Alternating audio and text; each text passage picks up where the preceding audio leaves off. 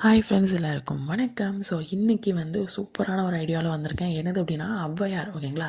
So இந்த பாடல் கேட்டிருக்காங்க அப்படின்னா இந்த பாடல் வந்து ஔவையாருக்குள்ளதா இல்லையா நம்மளால் கண்டுபிடிக்க முடியாது, ஒரு சில இதை மட்டும். ஸோ அதுக்கான ஷார்ட்கட்டையை மட்டும் இந்த பாடலுக்குள்ள ஷார்ட்கட்டை மட்டும் நான் கொண்டு வந்திருக்கேன். ஓகேங்களா? ஸோ இந்த பாடல்கள் வந்துச்சுன்னா அது ஔவையார் அப்படி தான். ஓகேங்களா? ஸோ பாருங்கள், மன்னனும் மாசற கற்றோனும். இப்போ இந்த பாட்டு எல்லாருக்குமே தெரிஞ்ச ஒரு பாடல் தான். மன்னனும் மாசற கற்றோனும் சீர்தூக்கி மன்னனின் கற்றோர் சிறப்புடையான் மன்னருக்கு தந்தேசம் எல்லாம் சிறப்பில்லை கற்றோருக்கு சென்னடமெல்லாம் சிறப்பு.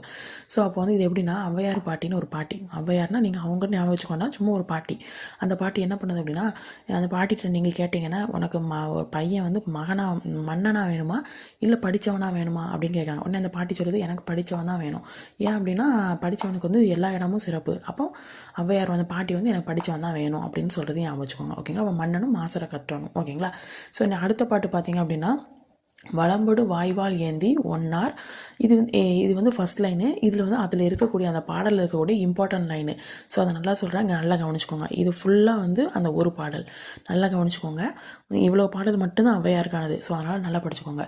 ஸோ வளம்பொடு வாய்வால் ஏந்தி ஒன்னார், அதாவது ஒரு நல்ல ஒரு வெற்றி வாகை சொரிய ஒரு நம்முடைய அதியர் கோமான். இந்த அதியர் கோமான்கிற ஒரு வார்த்தையும் அதில் வரும். ஸோ அந்த அதியர் கோமான் வந்து என்ன பண்ணுறாருன்னா நெல்லி தீங்கனி. ஓகேங்களா? ஸோ சிறிய நெல்லி தீங்கனியை வந்து யார்கிட்ட கொடுத்துருப்பாங்க அப்படின்னா ஔவையார்ட்ட வந்து கொடுத்துருப்பாங்க. அப்போ சாதல் நீங்கக்கூடிய அந்த நெல்லிக்கனியை நீ எனக்கு கொடுத்துருக்க. அப்போது பால் போன்ற நெற்றியுடைய அந்த சிவபெருமான் இருக்கார்ல, அதான் பால் புரை.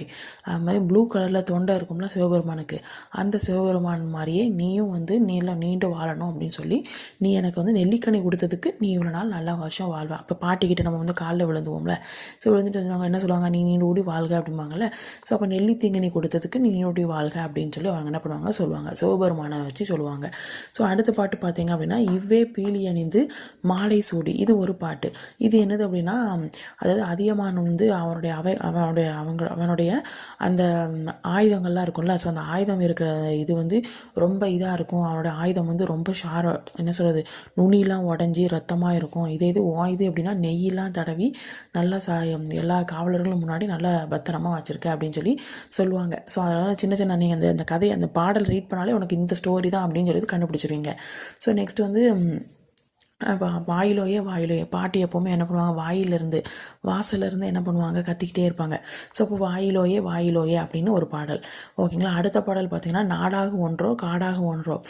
பாட்டி வந்து நாட்டிலே இருக்க போது இல்லை, காட்டுக்கு தான் போகுது. ஏன்னா காட்டுக்கு போய் தான் எல்லாரும் காட்டுக்கு தானே போவோம். ஸோ அப்போ காட்டுக்கு அப்படின்னு வச்சுக்கோங்க. எவ்வளி நல்லவர் ஆடவர் அவ்வளி நல்ல அப்படின்னா ஒன்றோன்னு அடிக்கடி வந்திருக்கும். ஓகேங்களா? ஸோ இதுதான் ஔவையார் பாடல்கள்.